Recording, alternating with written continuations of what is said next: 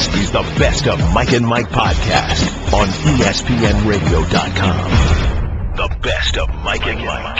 Hey, it's Greeny. Thank you for checking out the Best of Mike and Mike podcast as we wrapped up our Super Week 2015. What a terrific show we had for you today. Our official Super Bowl picks, plus terrific appearances from Steve Mariucci, Joe Buck, and our co-host, J.J. Watt.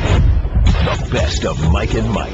Mike and Mike. How was Darius last night? Darius was great. Again, we had Darius Rucker, one of the many guests yesterday, and then last night he played over where the Phoenix Open, the Waste Management Phoenix Open is playing at the Bird's Nest. He played. Kid Rock playing there tonight. But Darius played last night, went to that. Again, just a packed place. He was put on his normal fantastic concert. It was a good night. So I'm very happy. Listen, again, my adopted home, you know I love it here. Seeing a lot of people in Super Bowl week, I always see that I played with and against for years, but on the other side, able to go see a couple of concerts the last two nights, Zach Brown and my good friend and your good acquaintance, Darius Rucker, last night. He was here yesterday. For those of you who didn't see it, late yesterday, we had a record for what might have been the quickest that anyone has ever read me. Maybe just to say that I've never met Charles Woodson in my life. Now, he's obviously a KG veteran and a future slam dunk Hall of Famer. Yes. But he hosted with us for the last hour of the show. And he was here. We had never met in person. No. He was terrific. Yes, he was. Great insight. Talked to him. He won a Super Bowl. He knows all the ins and outs. So we had great conversations. And about halfway through our hour, he just turned to me and said, "You've never been in a fight in your entire life, have you?" And from that point forward, I lost complete control of the proceedings. Unbelievable. It was based off of, we brought up the question we had asked because Dan Marino was on set at one point during the week and Howie Long was on one set. And we got into, Greeny thought Dan Marino, as aging, guys that we are, thought he looked really good, which he does. No. See, you're again changing it. I just think he's very handsome. It has nothing to do with aging guys that we are or anything else. I think Dan Marino is just flat handsomer than Howie Long. And I said Howie Long. Well, we were discussing that again, and Greeny said, I think the line was Dan Marino was more my type. That was part of the conversation. Yeah. And, Darius knows Greeny very well, and certainly I do, but Charles doesn't. And at that point, Charles, I hope you got a chance to see it, if not, on the show. Obviously we tweeted it out and such, that segment. To see the look on Charles Woodson's face, the actual shock, disdain, disappointment, whatever the word is, to where he disdain was the right word. No. He recoiled. No. He recoiled from you and said, "Have you ever been in a fight?" Yeah. And the answer is no. I've never been in a fight in my life. Absolutely not. And it was just the way he did it. I've been in a debate. I've been in. Yes, I've had healthy disagreements, as you duly noted. And do you know what my usual course of action when I have some sort of significant disagreement is? I will write a sternly worded letter. Yes, you will. And in my opinion, that is the best and appropriate way to settle a dispute between two civilized people. Okay, Mike and Mike, presented by Progressive Insurance. Marshawn Lynch finally speaks in an exclusive interview at youtube.com/progressive. So you can check that out. We will update our two stories from yesterday, which one of them is Marshawn and the other one is Richard Sherman in a moment. But we thought we'd come right out of the gate this morning with the pick. Why not do it? And frankly, mine isn't much of a secret. If you've been listening to the show all week, I've been telling you what I think is going to happen, and I did Radio Row on Wednesday, and I made my pick 20 times. Yeah. But I don't yet know who you're picking to win this game, so let's do it right out of the gate. Nothing else to discuss before, nothing more important than this. 6:30 Eastern Time, this thing is going to kick off on Sunday. Super Bowl 49, legacies at stake. The New England Patriots looking for their fourth title in this era. Could Bill Belichick stake a claim to being the greatest ever? Could Tom Brady stake a claim to being the greatest ever? Rob Gronkowski, can they stop him? The defense with Revis and Brown. And now we go the other side. Seattle, is this the greatest defense of all time? Russell Wilson, 2 in his first 3 years. Are they building a dynasty? One way or another, history is made. And Golick says the winner of Super Bowl 49 is going to be... I haven't decided yet. Get the heck out of here. I just wanted to really deflate that whole, bringing it up there. I think Seattle, I picked Seattle last year. You had the top defense against the top offense when Peyton Manning had that record-setting and that offense had that record-setting single season last year. And people say, well, you're a defensive player, that's why you picked it. I am a defensive player, but I just thought that defense could take away what Denver did, and that's exactly what they did. And I'll still go along with the adage in this high-flying, throwing offense where I think it was even more magnified with the amount of penalties thrown this year. against the defense. I knew they threw more OPIs as well, but still, the defensive holding and defensive pass interference was up this year. So I thought it was even more advantage for the offense. But I'll say it because it's this defense. I still think this defense wins championships, and I think it'll win this championship. The biggest difference of last year is you know what Denver Broncos and what Peyton Manning wants to do, and if you shut it down, they don't have a whole lot to change to. This is kind of what they are. The biggest difference with New England is, even though we keep saying they don't have a ton of stars out there, they morph better than anybody. They morph into what you want, what they need to do, which it could be the unrealistic thing of, yes, we need LeGarrette Blount to run the ball, and they'll throw it 20 straight times, 15 straight times, 22 straight times. They are able to chameleon into anything they need to try and get the win. But I still think I'll start from the Seattle defensive side, that they're too good, that they'll be able to handle the changes and the morphing that the Patriots offense tries to do, because I think they have too many answers. I think they are a defense, and I know about the mentality of that type of defense. When Buddy Ryan ran our defense in Philadelphia, and we had great players on that defense, and Buddy said, "This is what we're going to play, beat us. We're not going to adjust. We may have to adjust a little bit, but basically this is what we're going to do." That's what Seattle does. Seattle lines up and says, "We don't really care what you do. This is what we're going to do, and we feel we can outplay you." You may get a completion. The guy may catch it at 6 yards, but he's going to gain 6.5 for the entire play. Or we're going to get an interception, or you're going to have an incompletion.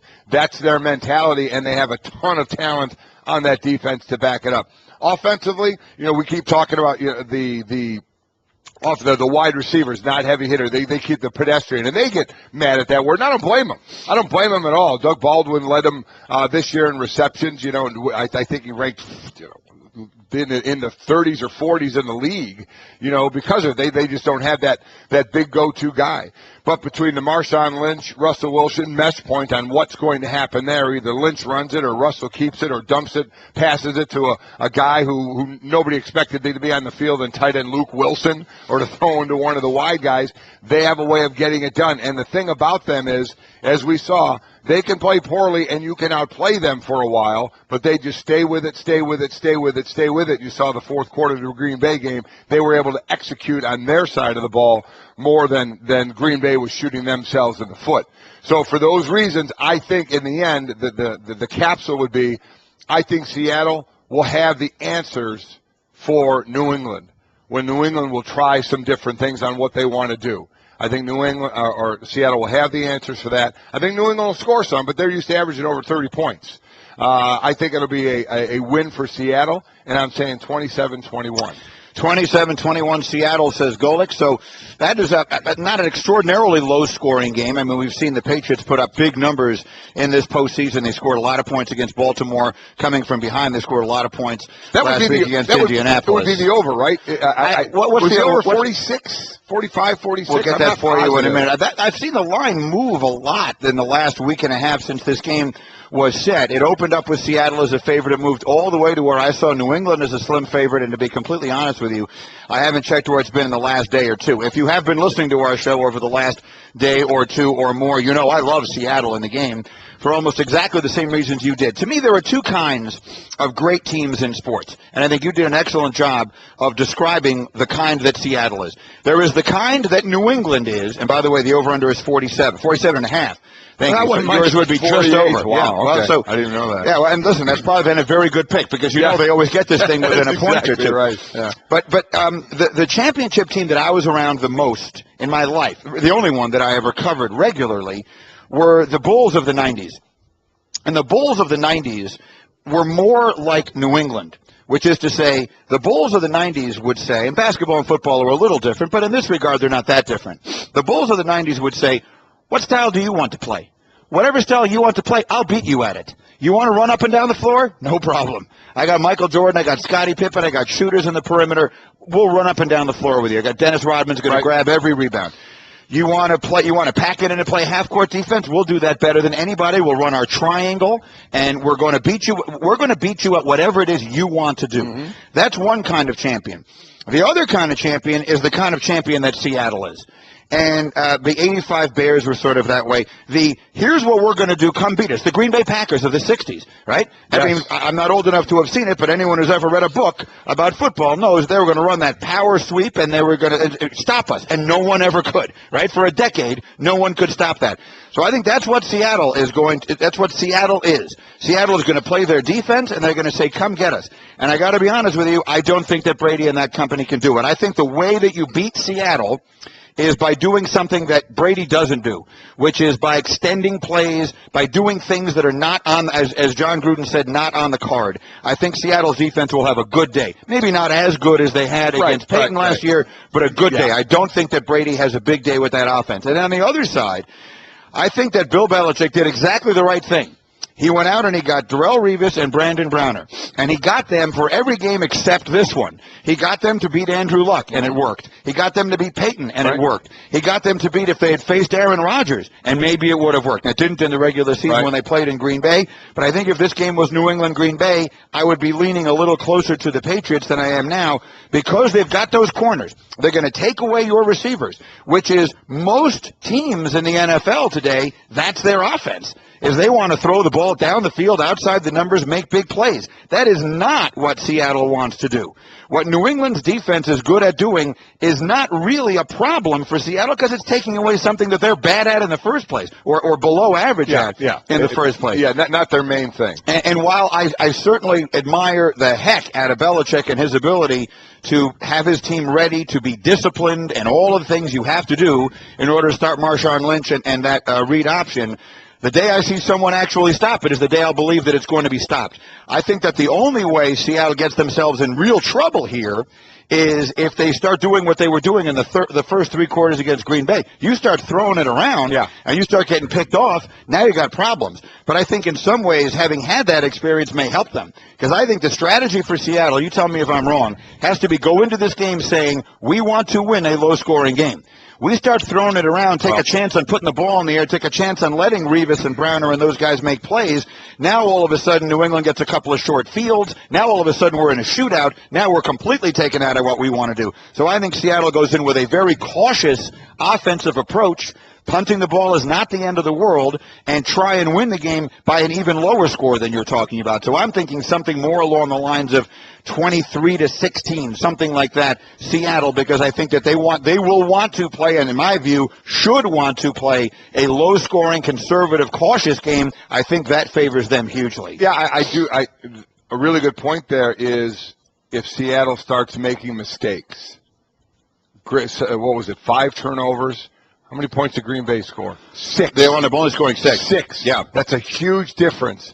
And also, when they got the turnovers and don't take advantage of that, not only did they only score 6, but they shot themselves in the foot as well. That's the difference between Green Bay and New England. New England's not going to do that. You give New England that many opportunities, they're not going to squander them the way that Green Bay did. Now, again, you give Seattle the credit for stopping Green Bay in some of those, but we saw some of the mistakes that Green Bay made. I don't think New England makes those type of mistakes and shoots themselves in the foot the way Green Bay did. So I think it's a good point that if Seattle does turn the ball over, it certainly could be different of what New England can do with it. So we'll see. So we both like. Do you expect the Seahawks to play a conservative offensive game? Because I strongly do. I expect Seattle to play the offense they played all year. I don't. Just like we talked about their defense, I expect them to play this offense. I expect some read option, and I think a lot of the ball will go to Marshawn Lynch because I think they will be extremely, especially early on, disciplined to watch for Russell Wilson. They're not going to let him on those free runs. So I think Marshawn Lynch will get the ball. And a lot of people say, well, that's kind of, playing it conservative, but it's going to be what the defense gives them. Russell Wilson's not going to have the ability, I think, early on to pull the ball. Maybe later on, depending on the game, fatigue, where you are in the game, a guy maybe for one play stepping out of what he's supposed to do, and that's when Seattle can capitalize. I don't see them changing. I see him using Luke Wilson, the tight end. I see Russell Wilson. The big thing to me is we know what a game plan is. You know what you don't game plan for? And it's the thing that Seattle can do and New England can't, is you don't game plan for broken plays. that's where Seattle can make do. Yeah. Because you have a guy that can break out of the pocket, but sometimes isn't as effective. So it doesn't do you as much good. Russell Wilson can. And depending on what you're playing man, watch for him to run the ball down the field as the defenders are trying to cover their guy, and he's running in open space. And in zone, the beautiful thing about him is man or zone, a lot of times he's looking downfield to throw first. But, man, he's more apt to run the ball. But to me, that's the thing. It's just like at the beginning of the season when we say, I think this team will do this. 3 weeks in, they have 4 or 5 major injuries, and all of a sudden you're like, oh, okay, didn't see that coming. Well, that's this one. You don't know if he gets broken plays and he extends the plays like he has done in the past. That will be a huge feather in the cap if New England does keep him contained. Green Bay was doing that for a while, but that's just the point. Green Bay was doing that. Green Bay was playing well against him, but Green Bay didn't take advantage enough of their opportunities on the other side of the ball, didn't come away with enough. Seattle stayed in the game, kept doing their thing. And what were the things they won with at the end? Some excellent passes by Russell Wilson, a couple of well-timed read option runs where you had a guy breaking discipline and crashing down the line to tackle Marshawn Lynch. And Russell Wilson isn't running free because it's a game plan thing. Russell Wilson is running free because somebody on the other side made a tactical error when he's running that free by coming down too much and not playing their responsibility. You don't draw up a play and say, oh, well, you know what? Hey, we're going to give the Seahawks that one. We didn't have a defense for that. That doesn't happen. I understand. You defend everything. So to me, that's the key in this play, forgetting even the read option stuff, because it's not like they run it 20 times a game anyway. It's the broken plays. How much advantage of can they make of broken plays, and how much can New England stop them from getting them? We're Mike and Mike live in Arizona, brought to you by Mercedes this week. Both of us picking Seattle to win the game. And then as far as the most valuable person, I don't know who the most valuable player will be. I'm actually predicting it's going to be Marshawn Lynch for exactly the reason that I just gave you. Now, there may be some people who are disinclined to give it to Lynch because of the week that we've had and him and everything else. Which would be ridiculous, by the way. I would be completely against it. I agree with you. He doesn't have to go to Disney World and all that kind of stuff. Again, Ray Lewis once upon a time won the MVP, and Trent Dilfer went to Disney World. So you can have Marshawn Lynch be the MVP and still send Russell to see Mickey if you want to. But that's not the point. The point is, to me, the most valuable person in this Super Bowl is John Schneider. Because at the end of the day, the biggest difference in this game to me is Seattle just has better players. They have better players than any other team in the league.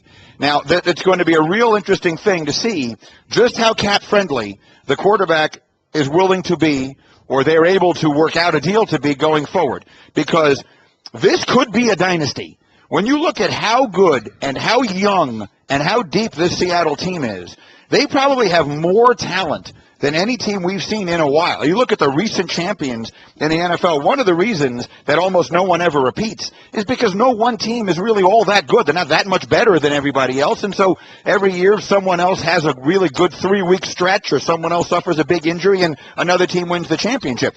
Seattle could be that kind of good if the cap is not destroyed by re-signing the quarterback. So at the end of the day, you know, Bill Belichick, I think, is the best coach I've ever seen from a tactical standpoint. But I don't care. I mean, Vince Lombardi is the greatest coach in football history. How many of his players were in the Hall of Fame? Chuck Noll won all those Super Bowls. They're all in the Hall of Fame. Bill Walsh didn't win championships with bad players. At the end of the day, I just think Seattle has more good players in this game than New England does, and that is the biggest difference. More than anything else, more than any X's and any O's and anything else, I just think Seattle has better players than any other team in the league right now, and more than anything else, that's the difference. And you talk about possibility of a dynasty. Let's go through some, especially the guys on defense. How young are they? Bruce Irvin, 3 years. K.J. Wright, 4 years. Bobby Wagner, 3. Byron Maxwell, 4. Richard Sherman, 4. Earl Thomas, 5. Cam Chancellor, 5. I mean, there's not a guy on that defense who's 30. Not one. I look at I mean, there's only a couple of guys. That's not counting some guys who were hurt, like Nevane and all these guys they're incredibly young. That whole defense is well under 30 years old. They're all in their prime. They're entering their prime. Now, here's the thing: in football today, you can never keep a group like that together. Well, see that's the thing. Going into what you said, just remember, gang, Russell Wilson made $662,000 this year. Next year, depending on if he's a cap-friendly guy, if it's going to be $15 million to $20 million to $22 million a year. No matter how cap-friendly you try and be with that, it's not as cap-friendly as $662,000 or $68,000. It's just not.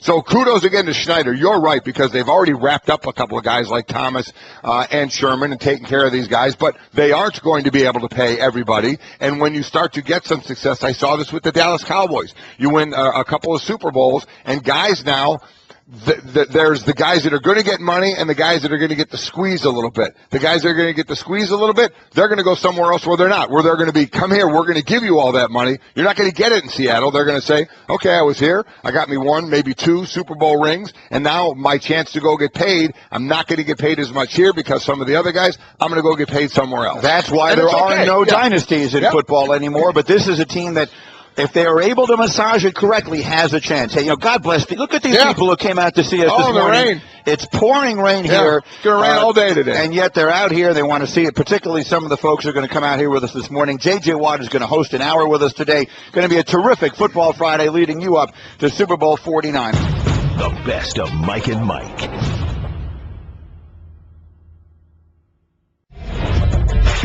Mike and Mike. All right, it's our pleasure to welcome from NFL Network, longtime NFL coach and a friend of ours, Steve Mariucci, who's made his way up here soaking wet. Thank you so much. Look at all these people. Isn't it great? That's unbelievable. Yeah. This is amazing. They're nuts already just to see us, but let alone now in the rain. It's brutal. Yeah. The love of that people have, not for us, but for football, is just remarkable. And they're out here for that. Steve, I want to pick up a thought we were just having. So both Mike and I picked Seattle here today. And I want to start with this.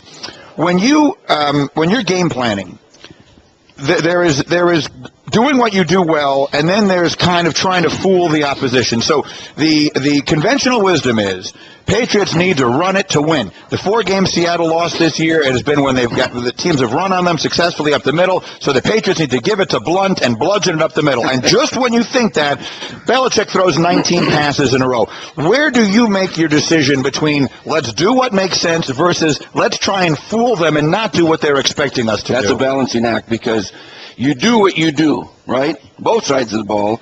And so, that's what got you here.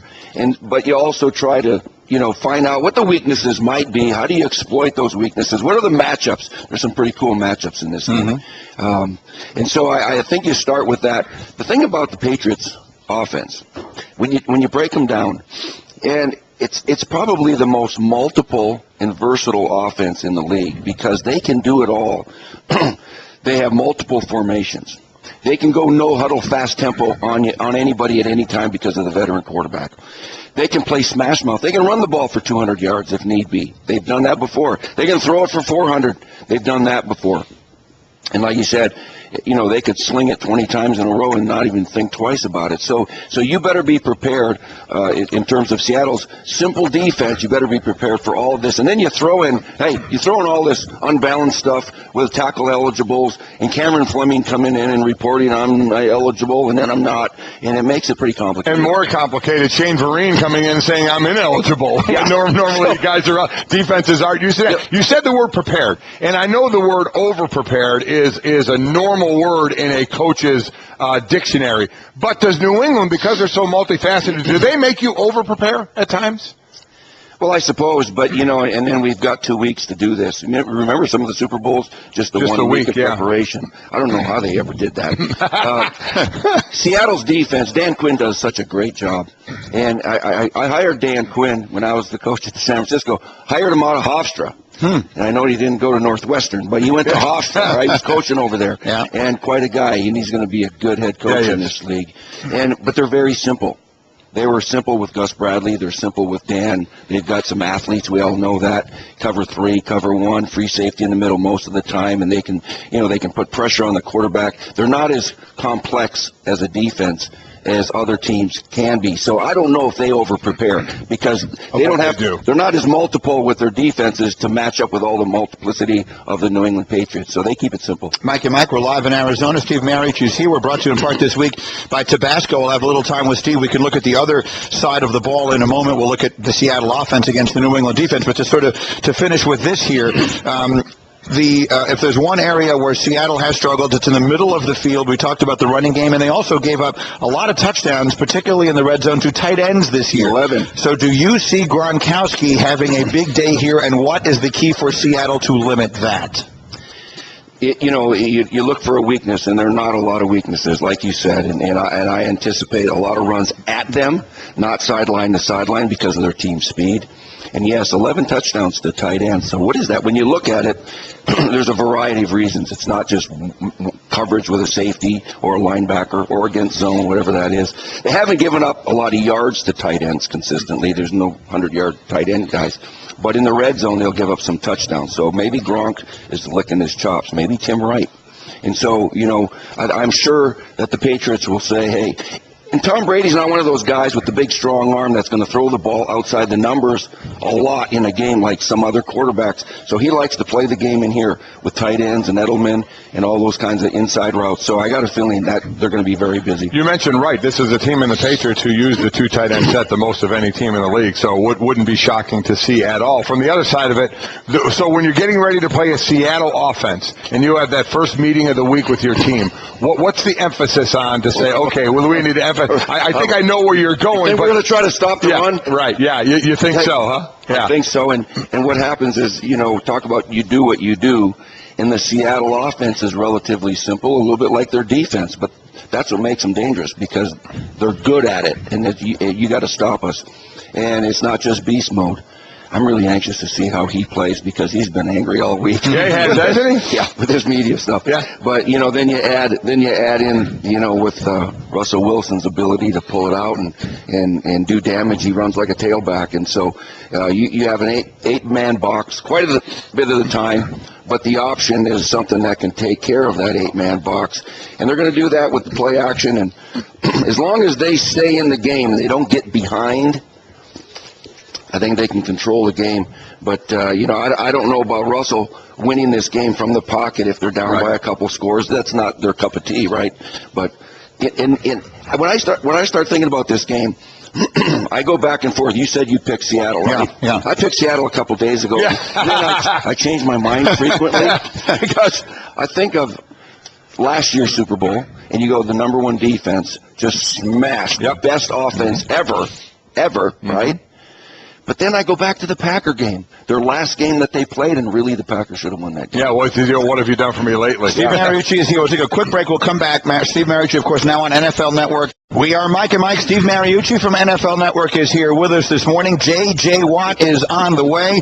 The fans outside are all excited. I'm telling you, you think people are here nice, people lined up to see it. And I'm like, what are you people doing out here? Thank you for coming to see us and stuff. When's J.J. Watt getting here? I'm like, okay, I'm going back up. He should be here shortly. Just looking at some of the Twitter reaction, 1-800-Flowers.com Twitter feed. Steve, keeping fit tweets at us.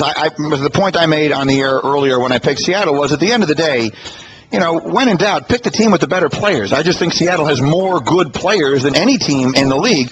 Keeping fit tweets at me. They may have better players, but Bill Belichick will make a game plan to outsmart them for the win. You were a coach a long time, an assistant, a head coach. You've seen and been a part of a lot of great coaching staffs. At the end of the day, if one team has better players than the other team, yeah, you go with that one, right?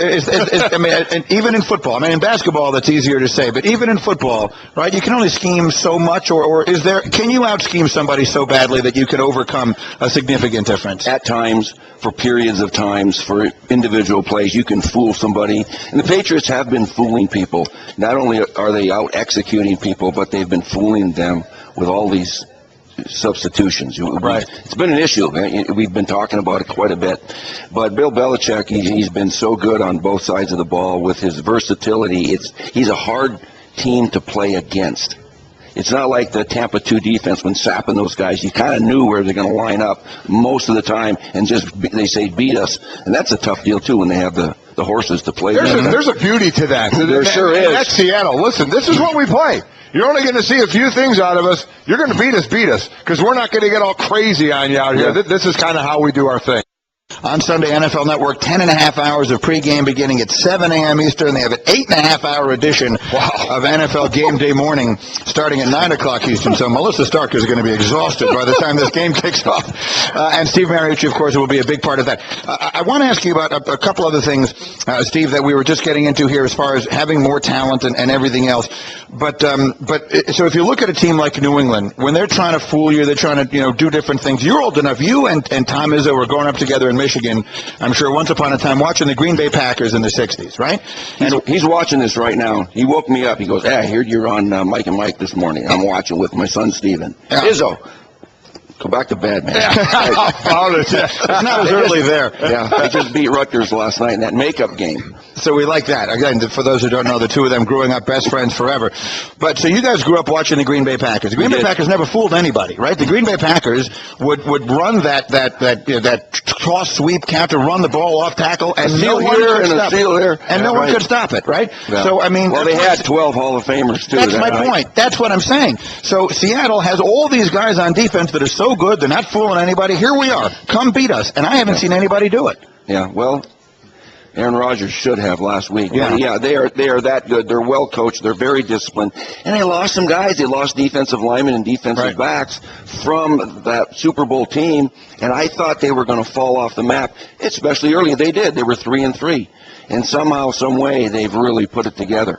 As far as New England, any distraction that would have any effect on game day with the deflate their gate? You know what? Yeah. No. Because I thought Bill did a great job.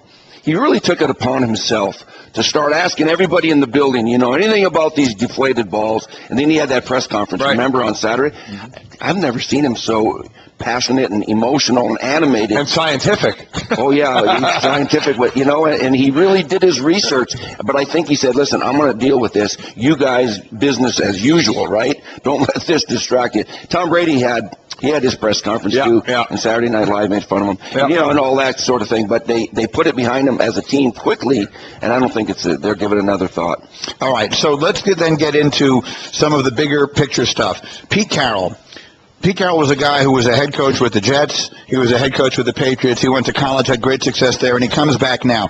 It strikes me that he is the perfect fit for this team. I don't know that Tom Coughlin or Bill Belichick or someone with that kind of mentality would be the right coach for this Seattle team because of the outrageous personalities, because of the individuality. Carroll's ability or willingness to let these guys kind of do their thing and be themselves, I think, is one of the reasons why he is sitting where he is now and where they may win 2 straight championships. No doubt. So do I get credit for him being on my tree? Because when he was on George Seiferd's staff, right? Mm-hmm, right. And George retired, and then I took over the Niners. So Pete was on the staff for 2 weeks, and then he left and went to the New England Patriots, all right? Yeah. So was he on my staff? Yes. Or what? Yeah. Absolutely. 6 degrees of separation. Absolutely right. Yeah. And Pete has done well where he's got a chance to be the only guy to win multiple in national champions in college and then 2 Super Bowls, which is remarkable because coaching in the NFL and coaching in college, 2 different things. They really are.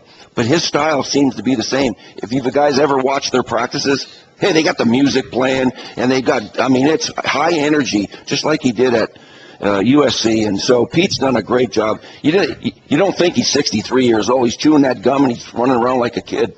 He's got great energy. Yeah, he does. I think a lot of people are surprised to hear that he is 63. As far as legacy, start with Seattle for the defense. If they were to do what they did against Denver last year, against a team that had the greatest single season ever, and do against a Tom Brady team this year and win, do we start talking about them with the 85 Bears defense, the Ravens defense, the Steelers defense, the greater defenses of all time, at least for a single season or a couple seasons?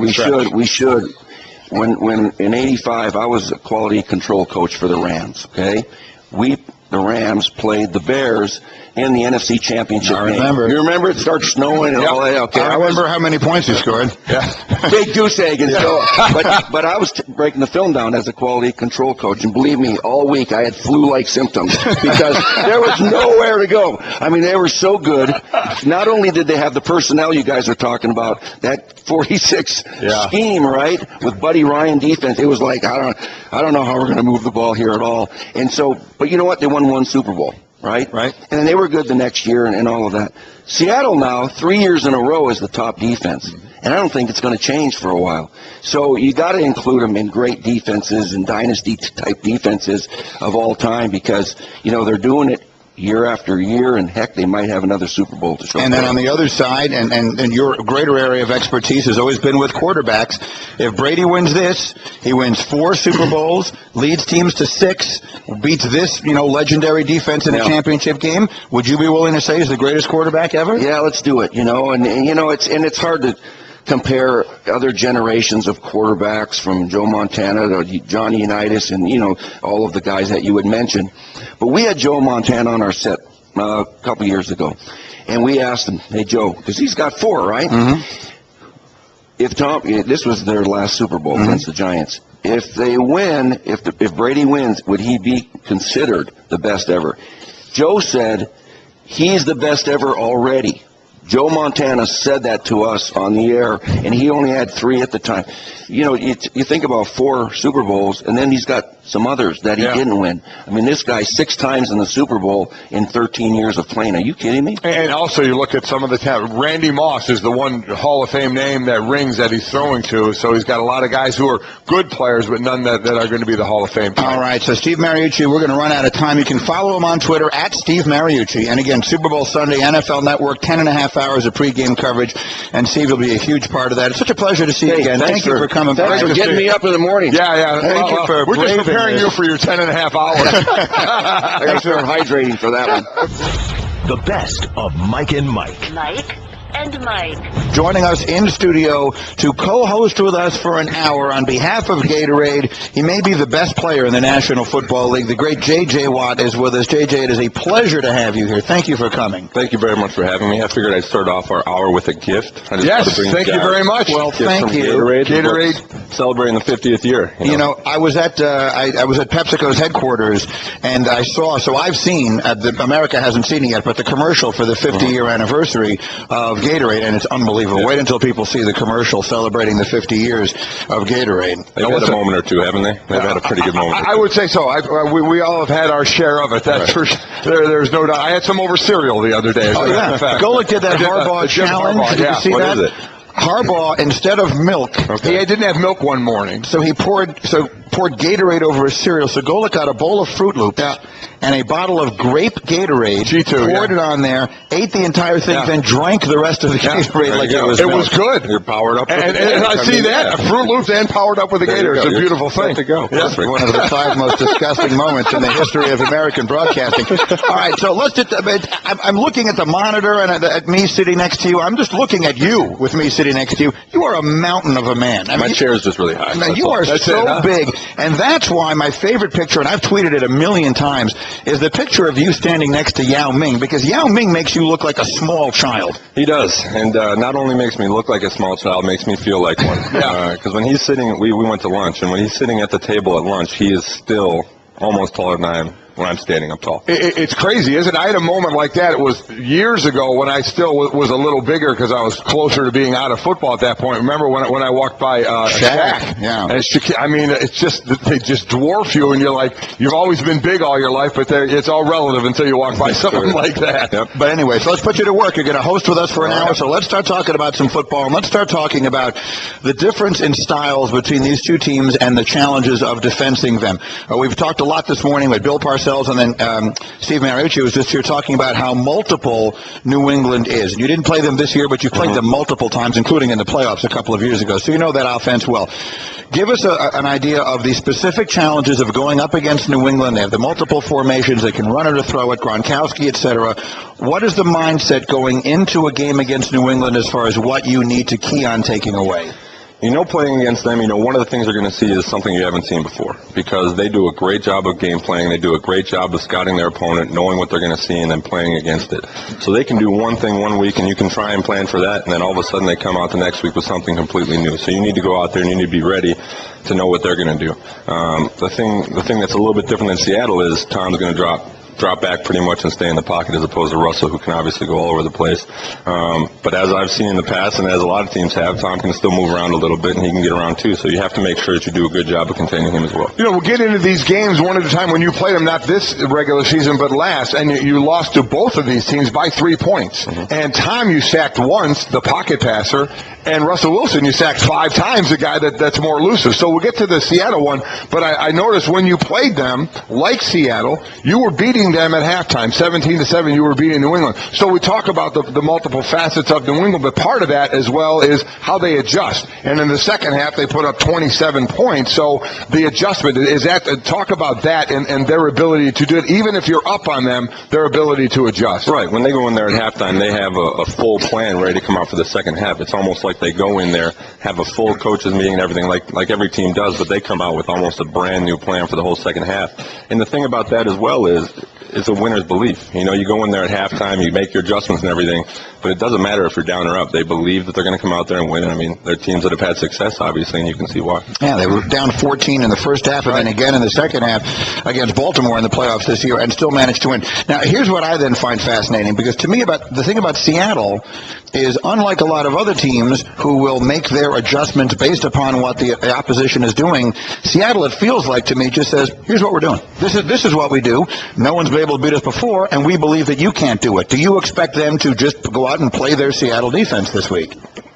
Yeah, I mean, that's what they've been successful with. That's what they're confident in. I mean, those guys, as you've seen, believe in themselves very much. And when they go out there and you play with that confidence and you play with that belief in yourself, you're tending to have some success. So where do they get attacked? Where, if you're now I'm putting you on the other side of the ball, but you've been on the other side of the ball, catching touchdowns. Yeah, you're like Gronkowski on that offense sometimes. So what is the game plan? If you know what Seattle's doing, then what is it that you do to try and combat them? They're so good in so many facets. I think that's where a guy like Belichick is great. He's going to go out there. He's going to find a way to do it.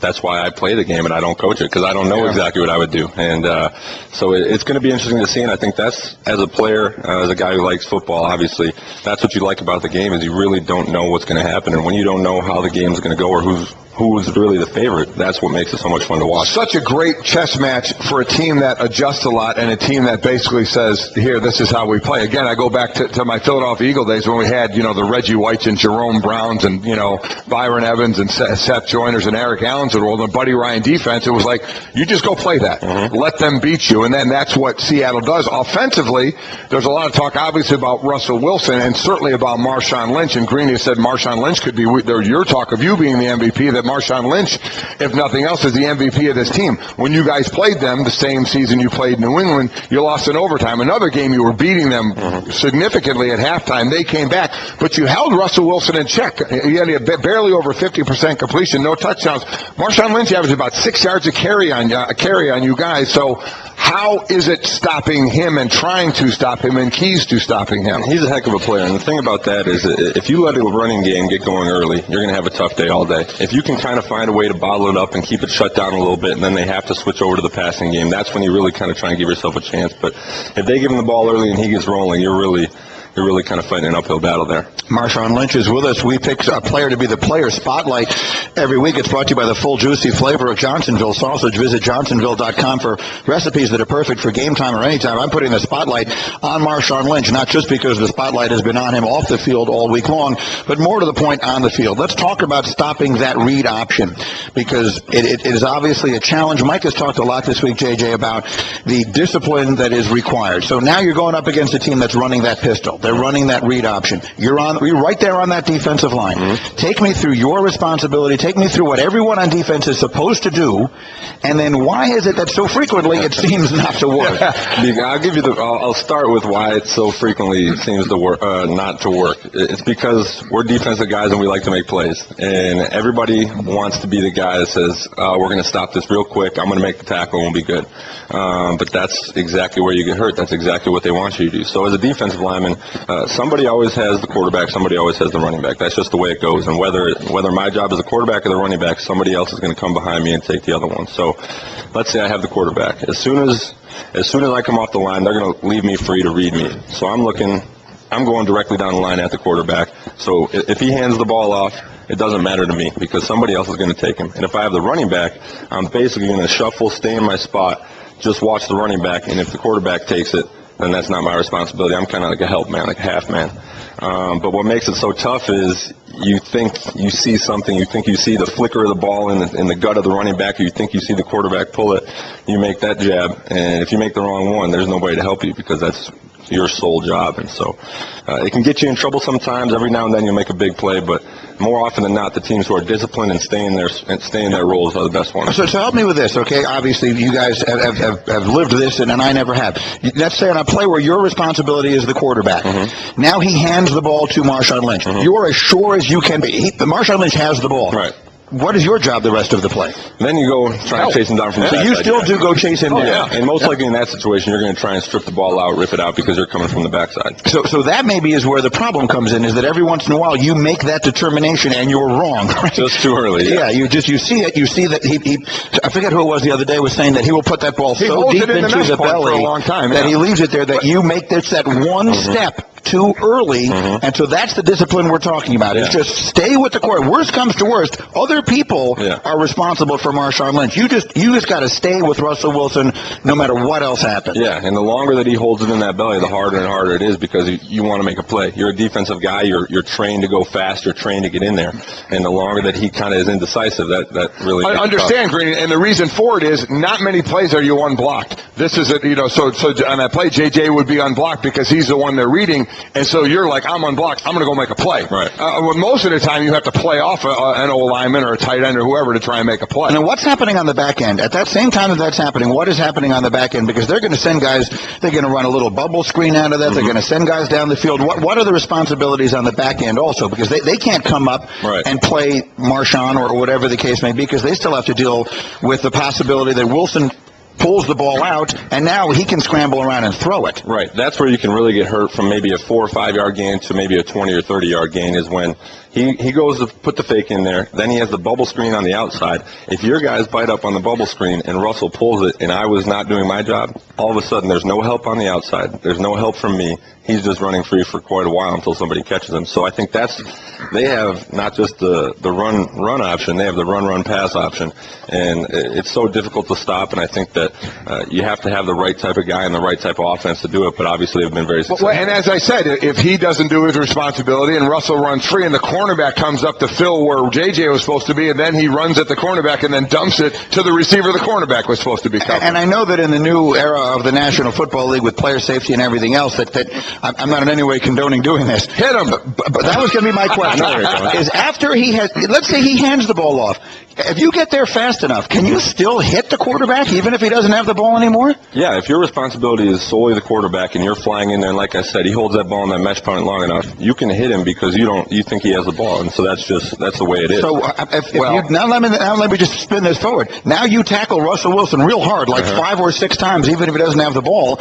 Does that slow that up a little bit? What did Clay Matthews say when he came on the show? Yeah, but I don't see it. I know he said he was going to crush Colin Kaepernick. He said that's exactly right. But I don't see it happen. No, you're exactly right. See, that's how I always felt the option should be played, JJ, because when you play against it in college, when I was at Notre Dame, we played the military schools, they all run the options, is take the word option out of it. Right. But as Bill Parcells correctly said, that's not the only thing they run out of the pistol. Right. They'll run a power, they'll run other plays, and then if you just completely play the read option, you're going to get burned. Right. So that's the positive of that offense. It's just not a read option setup. They run other plays off of it as well. So what you'll hear people say, Mike and Mike, the great J.J. Watt is here with us for the hour, thanks to Gatorade, and we'll certainly talk about your great season and a whole lot more.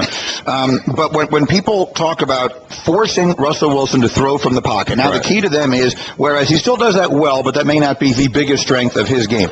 So now we talk about forcing him to stay in the pocket and throw the football down the field in a conventional fashion. How do you do that?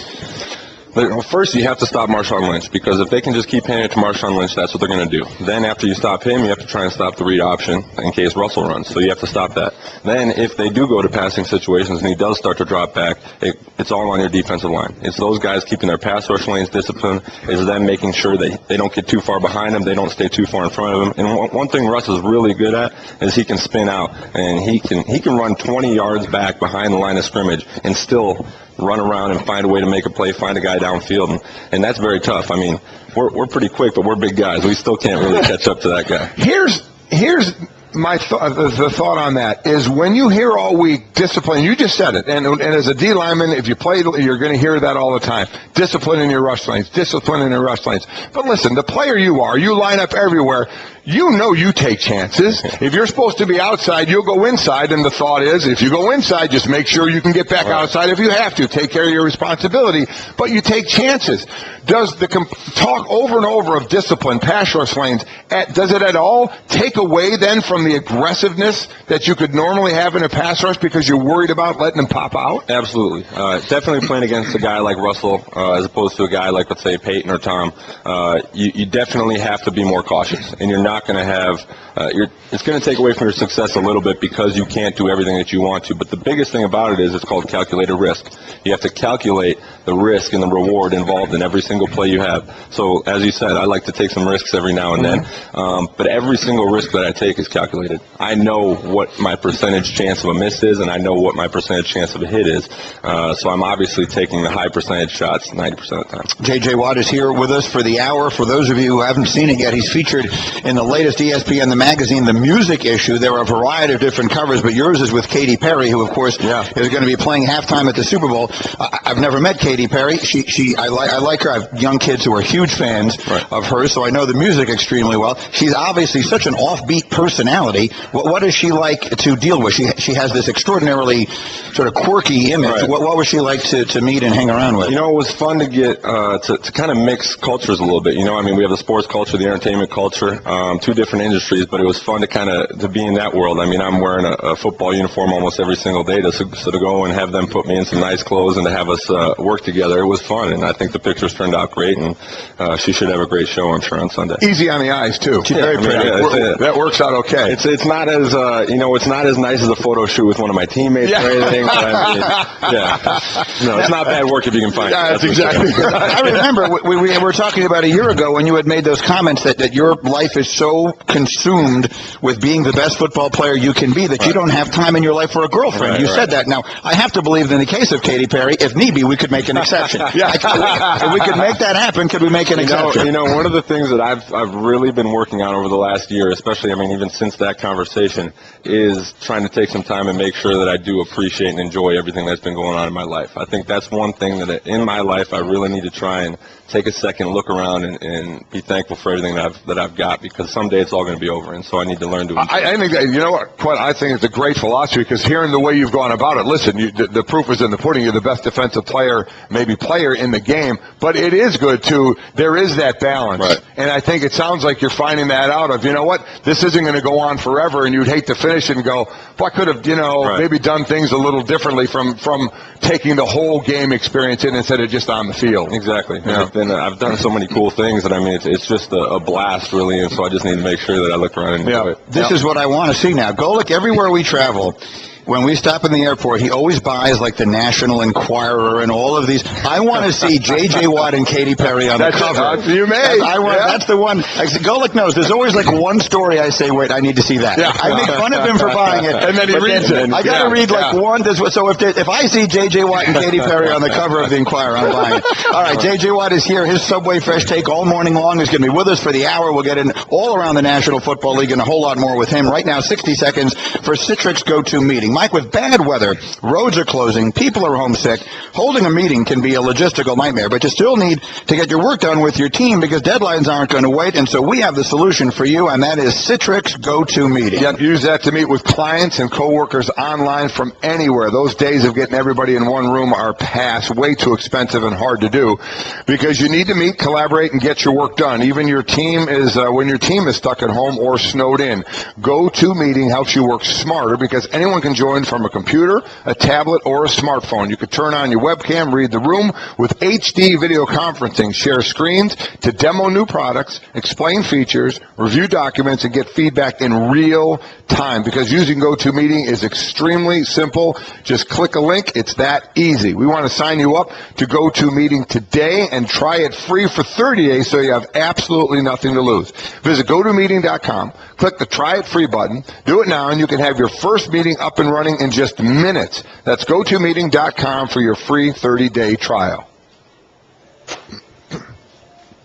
Here's JJ's future girlfriend. Do you believe that there's a prop bet on what she's going to wear, the first outfit she comes out in? Of course there is. Yeah, it's just. Did you see what she was wearing yesterday? Well, listen, if you know anything about her, you know she wears wacky outfits. Yes. And you know what? She can pull it off, if you know what I'm talking about. But yeah, they're prop bets on their first. What's your money on? What's your? I think it was it shorts and a skirt or something and other. Skirt and then other. I went with other. I think she's going to be something. Now, again, either way, I'm going to be interested. But I went with other. If I was going to lay some money on it, I went with other than a skirt. Okay. I'm predicting the Hillary Clinton pantsuit. That's exactly what I was thinking. Mike and JJ, we're presented by Progressive Insurance. He's here with his Subway Fresh Take. He is brought to us this morning by Gatorade, and we appreciate it. Saturday night, tomorrow night, they'll have the NFL Awards show, the Honors Show, and Seth Meyers, our buddy, is going to host it. He was on with us earlier this week. And there are a lot of people out there who spent a lot of this season saying J.J. Watt should become the fourth non-offensive player ever to win that award. It's a kicker, Mark Mosley, and it's Alan Page and Lawrence Taylor. And a lot of people are saying that you should be the MVP of the league. When you hear people say that and make a legitimate argument for it, how does that make you feel? I appreciate it. I mean, it's unbelievable to see fans talk like that and to hear things like that. I'm so fortunate and grateful to have those people, kind of in your corner. But my big thing with the MVP is that people trying to get into these debates, and they try and say JJ should win because of this, or Aaron should win because of this, or Tom should win for this, and JJ shouldn't win because of this. And listen, there's a lot of great football being played. From our perspective, I think we would all say that if everybody would just kind of step back and appreciate it instead of trying to rip everybody else down, I think we'd be much more happy with that. Yeah, but we wouldn't have a job then. No, exactly right. I mean, are you kidding me? So your game, the stat lines for your games are unbelievable, and it doesn't even get into things that don't show up in the box score of rerouting a running back, making him go east and west, and a teammate making the play. There's so many things that you do, but what the greats do is they don't rest on that. They want to get better. So even for you, a guy that's going to be the defensive player of the year and talk of MVP, when you look at your year and think back on it and go to this offseason, what do you say, okay, these are some of the things I need to work on to get better? Yeah, I think there's plenty of it. I think when I watch the game film, I click past the good plays fairly quickly. You always remember the bad ones more, don't you? Exactly. So the sacks are over, all that's done. I go to the bad plays. So I watch my footwork. I watch my hand placement. It's all the tiniest little details that can take your game to that next level. And that's what we're all trying to do, take our game to the next level. But then as a player standpoint, I'm always trying to be a better leader. I have such great teammates. I have such a great coaching staff. I want to be the best that I can be for them so that I can go out there every single day and try and lead them. Mike and Mike, J.J. Watt is here, going to be here for the hour. Coming up next, I'll explain the one thing that J.J. Watt does maybe better than anyone. That Golick, it seems to me, you could have been the greatest player in the league at if you had only thought of it. We'll have that we'll have that and more as we continue with the great J.J. Watt from Fashion Square in Scottsdale, Arizona, right after this. It's our pleasure to have J.J. Watt in here hosting with us for the hour. He gets the most important seal of approval. My wife, Stacy, sent me an email. What a cool, nice guy. He is a nice guy. But she's enjoying the interview. So and I'm just going to throw this out here. All these offensive players and everybody offense. Who have been some of the great people that have sat with us and like hosted? J.J. Brian Urlacher's done it a couple times. Gerald McCoy did it. J.J. I'm sure who you've gotten to know a bit. The defensive side of the ball. That's where the game is won and lost, and that's where the best athletes are. Why don't you just deal with that? Thank you, Stacy. I want to say thank you. There you go. Kind words, I appreciate it. And that may actually be the case right now, in my opinion, with defense, because I think Seattle's defense is the edge here, and we'll certainly get your pick on the game in a moment. But there's one thing that you do maybe better than anybody, and I don't understand why more people don't, and Golick, in your case in particular, I don't understand why you didn't, which is to say that every now and again, when you get stopped at the line of scrimmage, you just throw those mitts up there. They're like two tennis rackets up in the air, and you're batting balls down. Now, Mike, I mean this in all sincerity. You got stopped at the line of scrimmage on practically every play. So I don't understand why you didn't have like 12 knockdowns a season. Why didn't you throw the mitts up there? I did. I just didn't. The quarterback was able to throw around them a little bit. It's a good point. I knew you. Why that doesn't I knew happen you were on every going play. there. I knew you were going there, and that's got to be horrific for an offensive lineman to actually get a block in, because already they go 65 plays, they give up a sack or two, and it's like, oh, they're horrible. Now they stone a guy at the line, and that guy blocks the pass, and then it's like, okay, what am I supposed to do now? But it's a great point. But let's compare. How many interceptions do you have? I have 2. Okay, I have 3. I had 3 interceptions. How about that? I've seen JJ take an interception back for a touchdown. We didn't talk about. We stopped at interception. Golick was tackled by the quarterback on all 3 of his career interceptions. JJ, your thoughts? They were very athletic.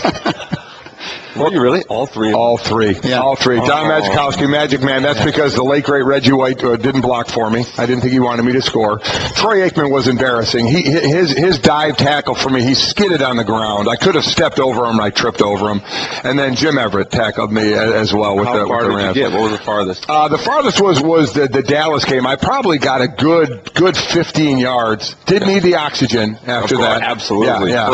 For us, that's the most exciting 30 seconds of your life. Right. So people are like, why does he need oxygen? Well, I need oxygen because I'm so excited. Very true. But all kidding aside, then you do also contribute on the offensive side down there, red zone, playing that tight end position, catching touchdowns this season. Is that something that you would like to do more of? Which is to say, I know that the days of the two-way players are long since behind us. Chuck Bednarik is really considered the last of the Iron Men. Deion Sanders did it a little. We've seen some guys do it a little.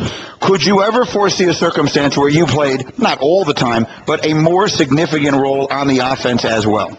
I think as a player, obviously, I would relish that opportunity. I think it would be great. Anytime you can help your team win football games, anytime you can contribute would be awesome.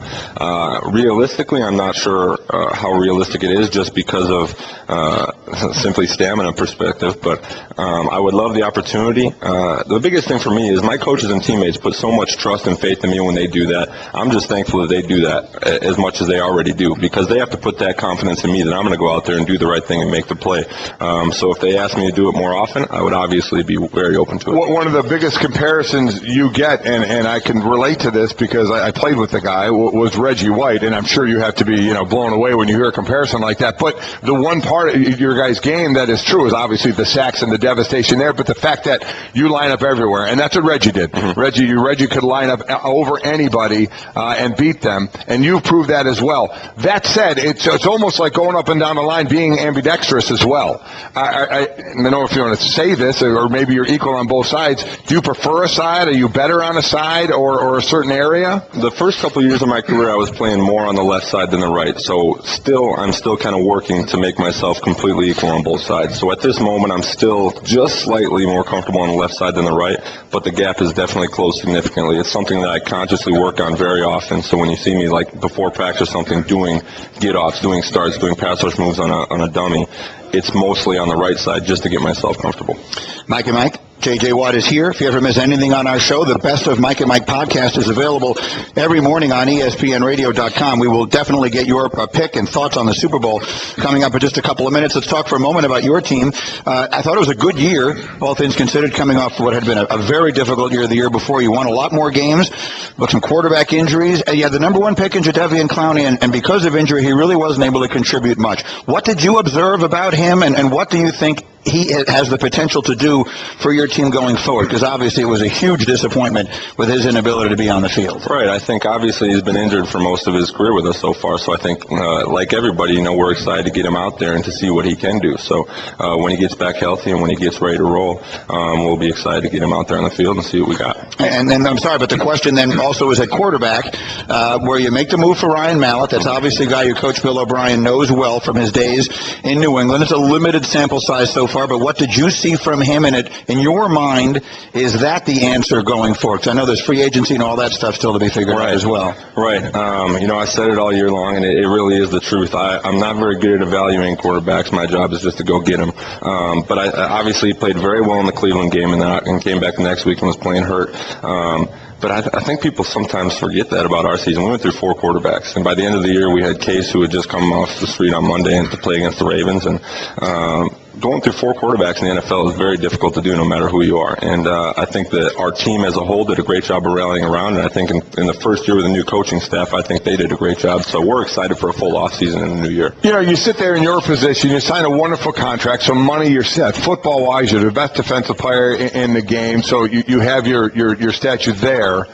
but certainly there's the one thing on your resume that you want. So you're still early in your career, 4 seasons, as you come to these and aren't an analyst for a Super Bowl and don't want to be an analyst for a Super Bowl, how does that add up over time? The more times you finish the season, you get all these great accolades, you get the big paycheck, but you're not where you want to be. Absolutely. I think, early on in your career, you're excited about everything. Everything's new and it's exciting.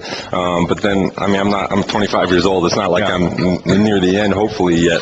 But you get that you want to be here, and you every single year it just gets frustrating. And so I think that's what motivates me, motivates my teammates every single day. Is you want to get to that point, and you see the great teams that do it, and you want to be on that level. And I think I'm very excited about where we're headed with our new coaching staff. I'm very excited about where we're headed with our guys. So it's going to be fun to have a full off season with these guys and to go out there and go to work next year. Twitter reaction all through the 1-800-Flowers.com Twitter feed. Make her smile this Valentine's with beautiful roses from 1-800-Flowers.com. For special offers, go to 1-800-Flowers.com/ESPN. I mentioned JJ is with us this morning thanks to our friends at Gatorade, and I told you that I was there at their headquarters for their Super Bowl kickoff. I've seen the Super Bowl commercial.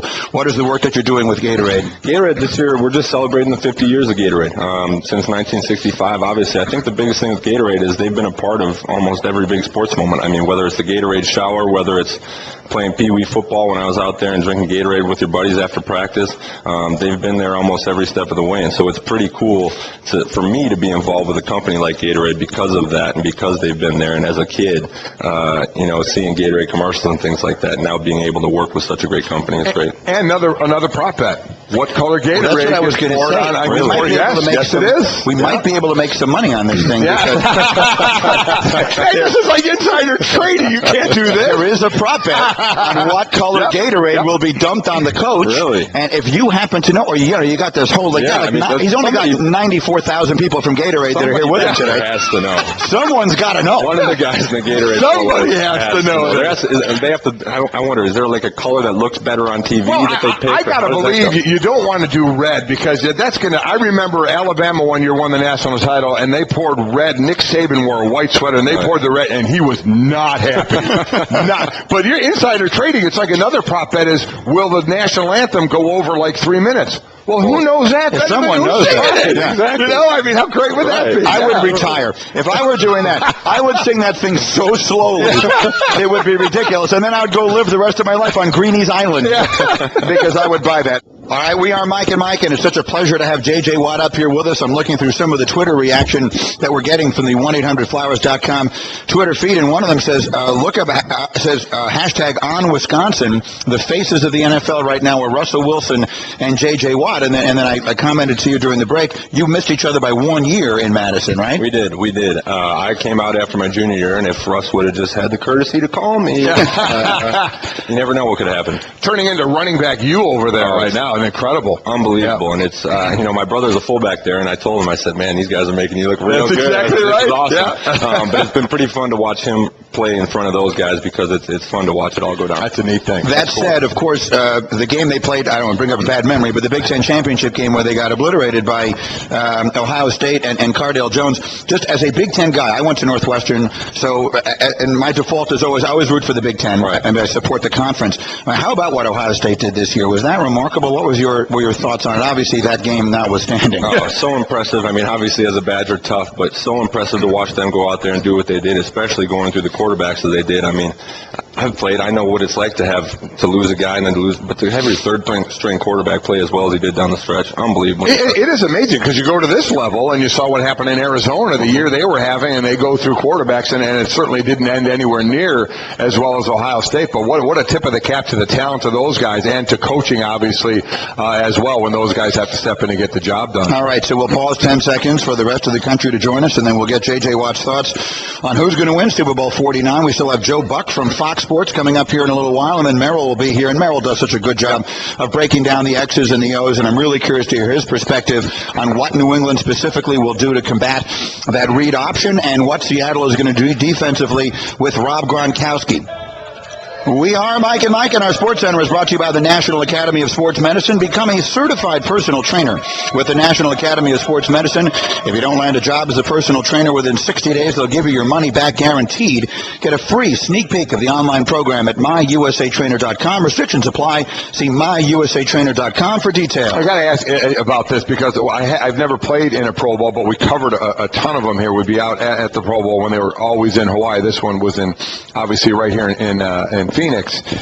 I'll never forget the story of when Marty Schottenheimer was coaching the team, Bruce Smith, who made plenty of his Pro Bowls. One day, Marty Schottenheimer said, all right, guys, you get on the bus to go to practice and bring your pads. And they were like, Bruce Smith led the revolt, and they didn't bring their pads, and they did what they did without their pads. I bring that up because you are a full-bore guy, and I heard you on the, when they had you wired for the game. Come on, guys, this isn't patty cake. And listen, that's your style of play. Right. Are guys saying anything? Are they like, dude, come on, for this one game, can you back it off a little bit? There's a little bit of that, but I really actually think the format that's happened recently has really done a great job of making the game more competitive, because it's just like schoolyard ball. You pick sides, and then you go out there and play. And I mean, one of the things is there's an MVP for offense and defense, and those guys get a truck. And so, I mean, there's incentives to play hard. And as a player, you never want to be that guy that goes out there and looks bad. But yeah, when I get a chance to put on the pads, I mean, you have to take advantage of it. It's so much fun. Does it truly get more competitive in the fourth quarter because of the winner and loser share? Very much so.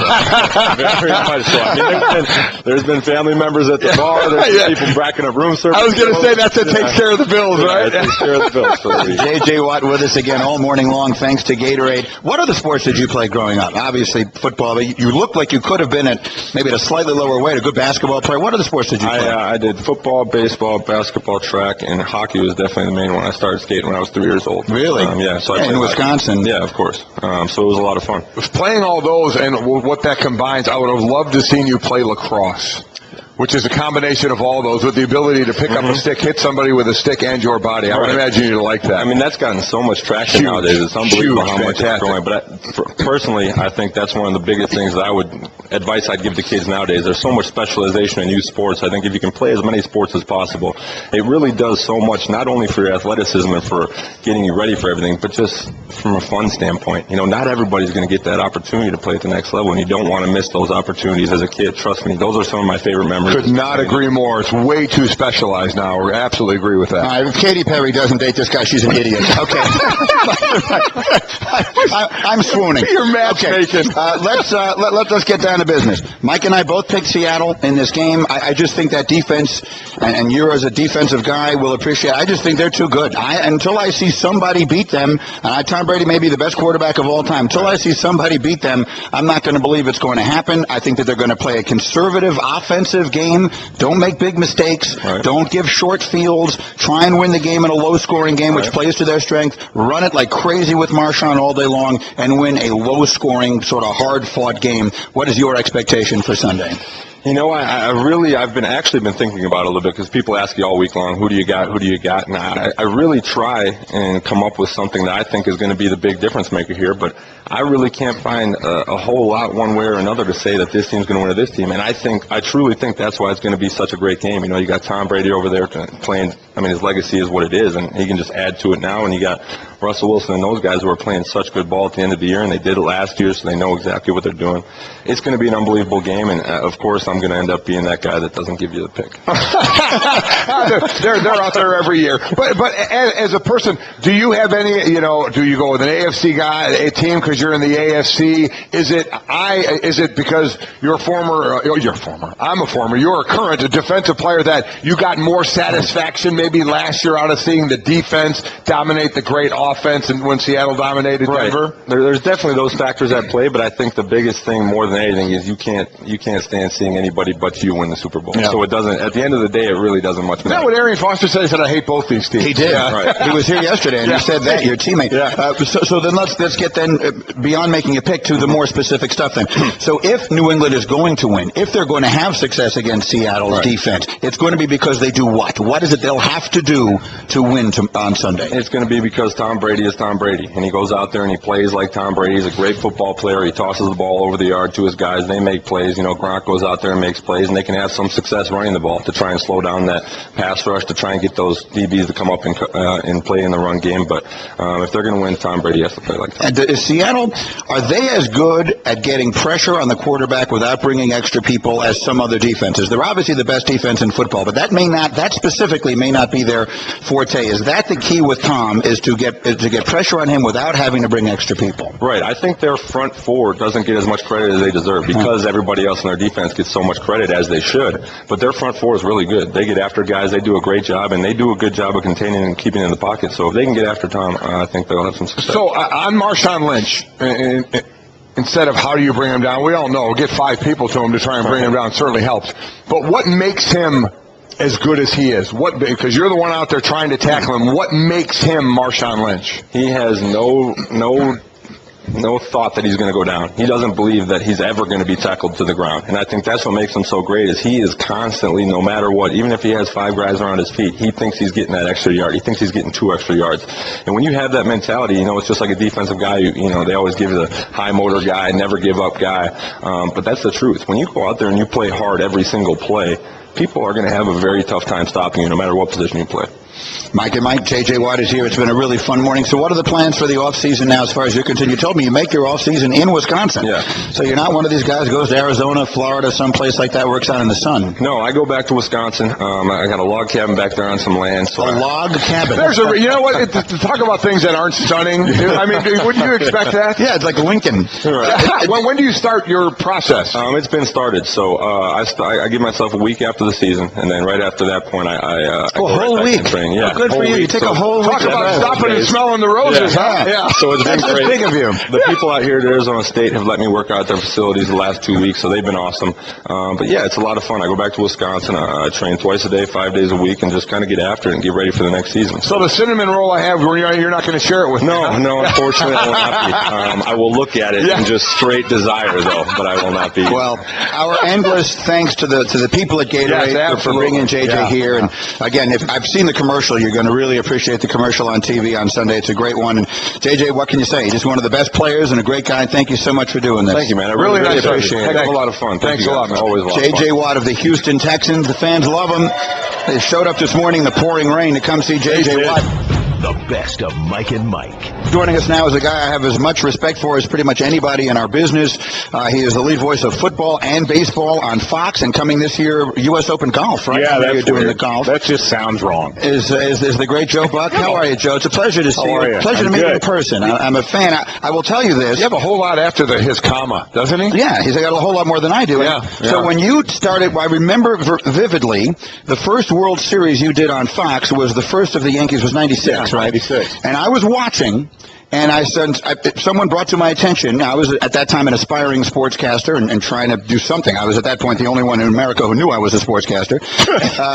And I remember reading somewhere, Joe Buck is younger than I am, and you were broadcasting the World Series, and I literally almost quit. I honestly said to myself, you know what am I doing? I'm going to law school. Get me the heck out of this. Why didn't you follow that role? Please. Because he didn't have the nepotism that I had.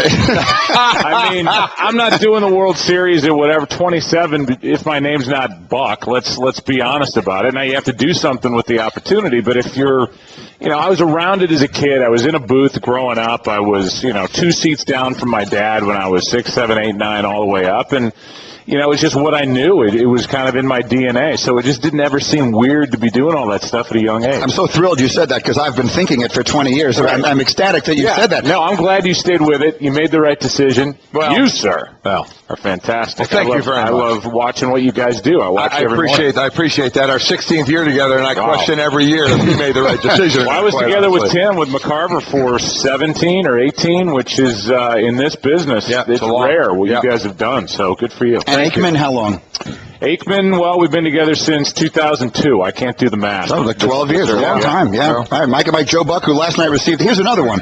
You received the Pat Summerall Award at the Legends for Charity Dinner, which benefits St. Jude's, which is wonderful. That's fantastic. We got the pleasure to do that. Mike, but we didn't receive the award. No, I said do We hosted when they gave Chris Berman the award. Exactly, yeah. So once again, you got the award. I was present when the award was given. You will get it next, I'm sure, because the thing just is cyclical. I emceed it a few years ago.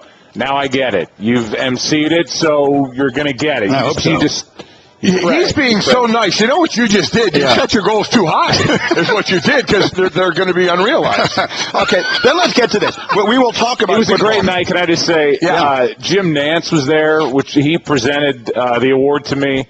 Pat's widow, Cherry, was there, Pat Summerall's widow, and our buddy Rich Eisen was there to MC. So that they bothered to show up in the middle of a busy week. Everybody's got some place to go this week, and that they did that really well. It's a great event. It's a terrific event, and St. Jude's, for anyone who's ever been involved, visited, or you can't do anything better than I want to ask you one other geeky broadcast kind of question, and then we'll move on to more important things.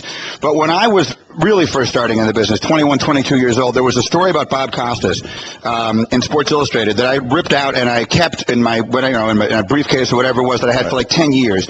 And I remember he said that the first time he ever said, "Good afternoon, everyone, and welcome to our coverage of the Super Bowl," was a moment that he never got over. And that's a moment I'm never going to have. The Super Bowl, this is the Super Bowl, for crying out loud. So the first time you said, "Hi, everybody, welcome to Fox Sports coverage of the Super Bowl," what is that? As someone who never aspired to play in it, but maybe to do that, what was that moment like? Yeah, I mean, that's one of those that it's the same with that first World Series you talked about, when it never really dawned on me, maybe because I'm not that smart, that at some point I was going to have to say somebody was the world champion team. You know, the Yankees are world champions of baseball.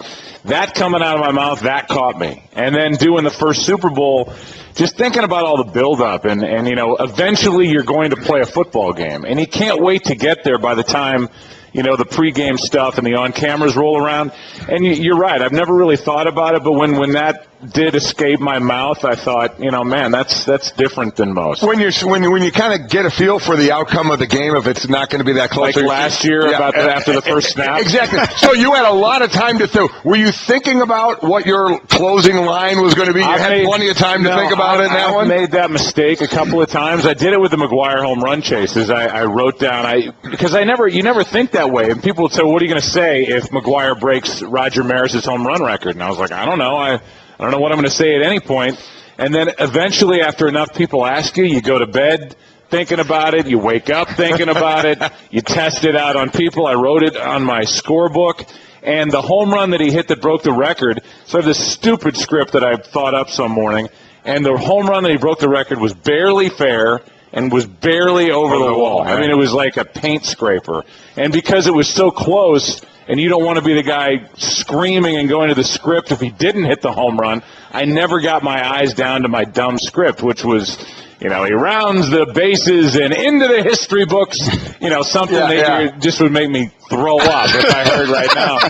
And because I couldn't get my eyes down there, I noticed that he leaped over first base because he was so excited that became part of the call, and I was proud. And I think learned the lesson that you can't plan that stuff out, and whatever comes out, comes out. That's sometimes great, and that's sometimes not so great. Joe Buck is with us with his Subway Fresh Take. Add big flavor to your next get-together with Subway Catering, Subway Cater Fresh. And then maybe of more direct connection to this particular Super Bowl, I saw that's seamless.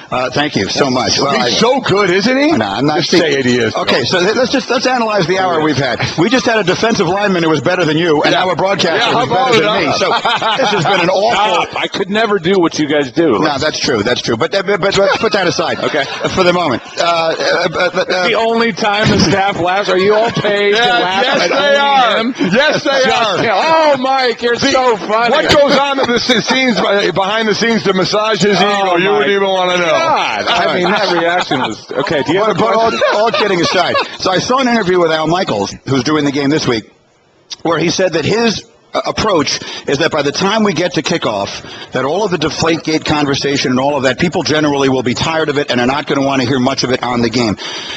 If you're doing the game, A, how much thought do you give to, okay, there's a huge controversial storyline going on here, whatever that may be. How much planning goes into how much we're going to deal with it, when we're going to deal with it, and then how many people are in your ear telling you, listen, we don't want you to do too much of it, that kind of thing? Yeah, nobody's really in my ear. I think you have to have the sense, and I agree with Al, that by the time the game finally rolls around, people have had enough of all this stuff, and they just want to watch a football game, whether it's at alone in a hotel room or it's at a party with 300 people. They just want to watch the game by that point, but you can't ignore it. So my answer to that is I would get it out of the way early. I'd probably actually write down what I wanted to say, because you're trying to squeeze it in between plays and you don't want to stammer around and try and find the right words. It was controversial enough that you want to get it right. So maybe you have a couple of lines, you get there, you allow Troy to talk about it.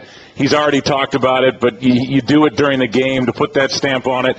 And look, Troy, like you guys, everybody's worthy of having an opinion. And Troy had an opinion, which I completely agree with and makes complete sense, and I think most in the game do, especially ex-quarterbacks.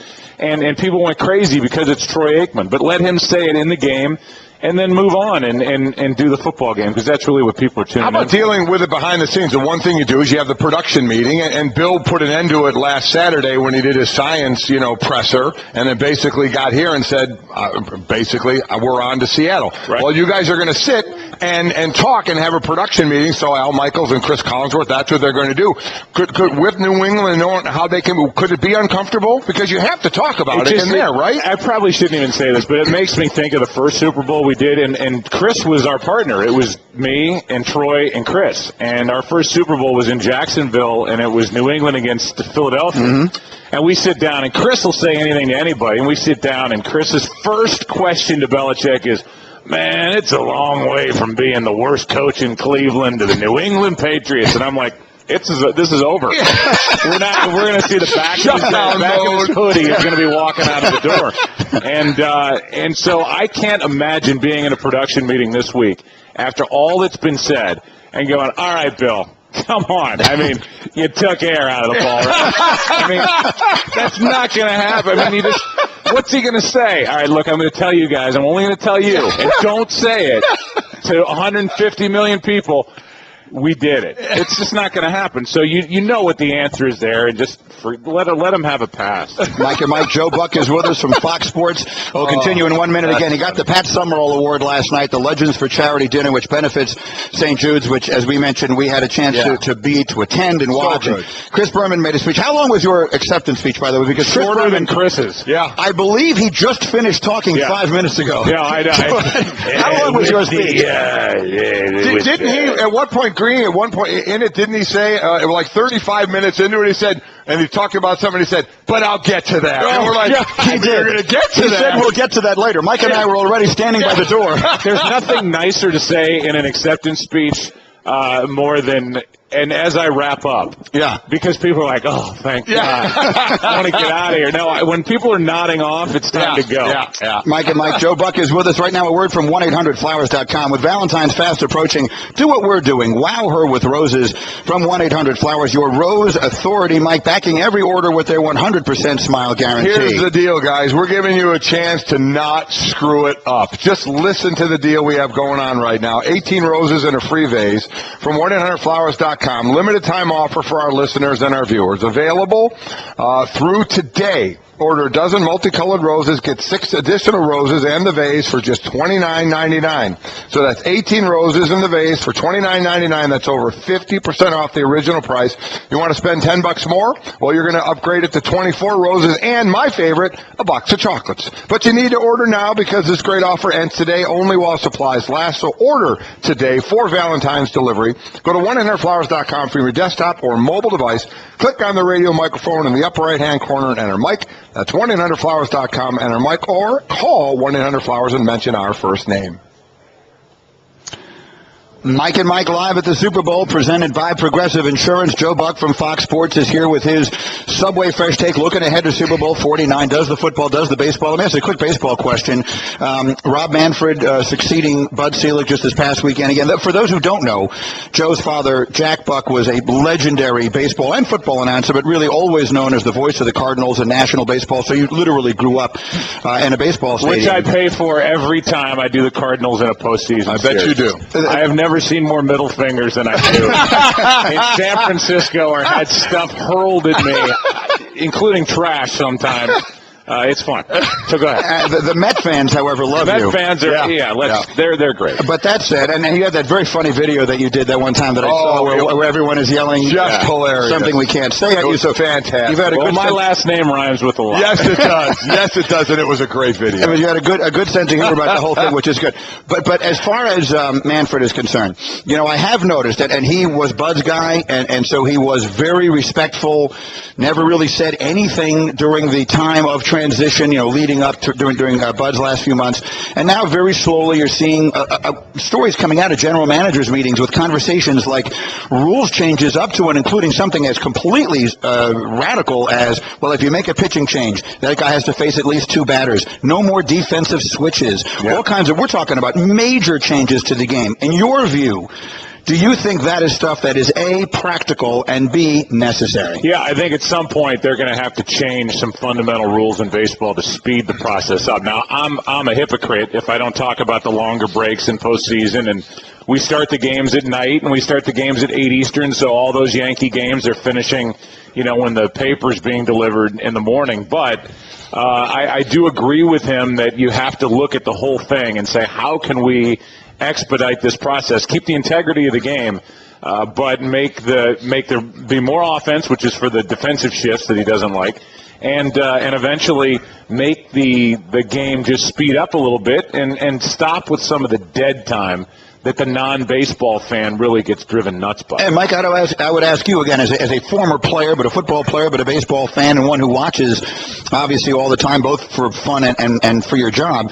As a player, I mean, do you think that's something you would fight like crazy? If you heard we're going to make major, now in football we would never do this because the sport is so popular, we're going to make major fundamental changes to the way you have played, to the way you learned it, starting in Little League, and everything you think you know about baseball, we're making major fundamental changes to try and make the game more popular. The initial thought is you don't want to change. But I'll say this, as sure as I was going to say the sun comes up in Arizona, but sorry about that today, is if you do make them, you know what players do? They adapt. They adapt to them. Yeah. And they'll say they'll not like it, they'll fight it at first, and then 2 years, a year, 2 years after that, it's just they adapt because that's what you then have to do. And they tweak things in the NFL. They've tweaked when they start the game clock. They've tweaked how they set the ball and the 40-second clock starts. And, now the game clock doesn't stop at a sack. And they're different things that they've done. They're not radical, but it changes the way a game's timed out. And I think that's the main thing that Rob Manfred's talking about. So let's go now to the Super Bowl. But before we get there, I just... It's 2 weeks ago now, but I can't still help it to go back to the Green Bay game. Yeah. And it had to be shocking watching what was unfolding in front of you, thinking that Green Bay is going to be moving on to the Super Bowl. It was almost more shocking to go back and watch it, which I've done, and realize all the little things that happen along the way to a Green Bay loss. And I say that because I was there, I know the outcome of the game, and I still was just transfixed at how many times, if one thing went the other way, we'd be talking about Aaron Rodgers and the Green Bay Packers, and they didn't. Everybody's on Morgan Burnett for going down after the interception. I don't agree with that criticism. That's just my opinion. That's 50th on the list. But, my God, bat the ball down on the two-point conversion. Catch an onside kick that's right in your face and you're a tight end. All these different little things, and just a first down here or a dropped pass there. All those things added up, and it went like 100 for 100, and Seattle, give them credit, they won the game. And, of course, you had the controversial game the week before, somewhat controversial anyway, with the Des Bryant catch that wasn't. And the best thing you have is Mike Pereira. Oh, it's fantastic. Mike Pereira, at this point, might be the most powerful person in the sport. Yeah. Mike Pereira speaks or tweets or both, and that's it. The conversation is There over. are NFL executives that I know that if a call happens in their game, they will go to Twitter to see what Mike thinks before they lodge their complaint with the NFL. And for us, God, you're right. I mean, the scariest thing is always the rules and worrying about going off the air with a bad interpretation by guys who don't understand the intricacies of it. So to have him, it's the ultimate security blanket. And we know that you basically have to make the catch, go to the ground, complete the act of the catch, and like take the ball to your locker and light up a cigarette before they'll give you the catch. But that's the rule, and he was there and said it before Sterator said it on the field or whoever the official was. I thought it was just a brilliant part of TV, and that guy is gold. That would make it tough for me as an analyst who's supposed, as a former player, so like Troy, supposed to know the game, to make a comment, and then, he could be over there saying, man, you're wrong on that. Well, in the postseason, when he's in the booth, though, that helps. Something happens, and I look over to Mike, and he's like, I know, or like, good call or bad call, and I can kind of guide what I'm going to say, and I don't get myself in trouble before he opens his mouth. It's a good system. Mike and Mike, Joe Buck is here. Let's talk about this Seattle team, because you work for Fox. You do mostly NFC games, and so I'm sure you did Seattle. I can picture you doing them a bunch of times this year. So going back to earlier in the season when they were 3-3 and they were 6-4 and there were real question marks, and through now, as you have sat with Pete Carroll and any other members of that team who have you gotten a sense of what it was that turned their season around, why they're so much better now? Yeah, two things. Percy Harvin, goodbye. And Bobby Wagner, hello. Come back into the middle part of our defense and make this thing go. Because as good as that secondary is, personality-wise, physically, they all fit together so well. When Bobby Wagner, their middle linebacker, came back, it made the whole thing go. And Percy Harvin, the deal they made, they gave up a king's ransom to get him to Seattle. It didn't work out, whether it was off-the-field stuff we have no idea about. But when they kind of rid themselves of that and shipped a very good player to the Jets, your Jets, then the defense started to roll, and then they got back to what they do, which is hand it to Marshawn Lynch or pull it out and have Russell Wilson do his thing. They're a fun, well-coached, good team to watch. Can you add to the adjectives about Russell Wilson? Because we see talk about intelligence and decision-making and just what he is, but you're up, you get to talk to him all the time. He's what you hope he is when you see him from a distance. The guy's just a good guy, and I know that because I've been around him enough to know that if it was an act, you'd see through it. And we've all seen the acts of people that when the microphone's in front of their face, they're one guy. When they're away and nobody's looking, they're another guy. I think he's genuinely a really good person who's a dynamic, skilled athlete that does things. Of all these read option guys, it was going to be the new thing in the NFL. He's really the last guy standing that still does it and is the most effective. Talking about Kaepernick and Cam Newton and some of these other guys, he's the best, and he'll be rewarded as the best. Yes, he will. Joe Buck, one more thing quickly. Does Marshawn Lynch ever come and sit with you guys? No. He doesn't in the pre-interviews, whatever. So he'll make little comments as we're walking in and out of the room to talk to his teammates, like over in the corner, and the minute you what kind of comments? Some are great and some are not so good. Okay, so I mean, he's not saying that stuff to Aikman, though, right? I mean, he's not looking at Troy Aikman and making comments. And I'd still bet on Troy.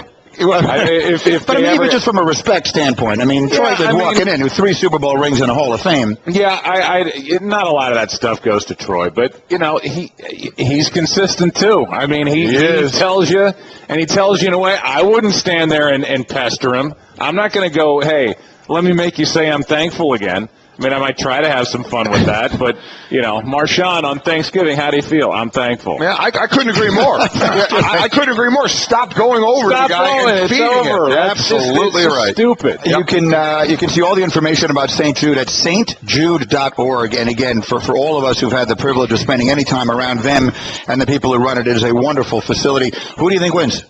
New England. You do? Last year, my wife from Denver came back after the little production meeting. She said, what do you think? We just met with the Legion of Boom, and I said, your Broncos have no chance. I didn't know it'd be 43-8. And I don't know why I feel that way this year. I just feel like everything's building so much, the momentum with Seattle, and they win this crazy game. But that's still New England, and they've still lost their last 2, and it's still Belichick and Brady. I know why it's a pick'em game, and so it's a pick'em to me. I'll just say New England, but for no specific reason. It's really nice of you to come down here. Joe. Thank Absolutely. you, Joe. Thanks really for having enjoyed me. it. This has been the best of Mike and Mike on ESPN Radio Pod Center. To hear more from Mike and Mike, log on to ESPNradio.com and become an ESPN Radio Insider. The best of Mike and Mike.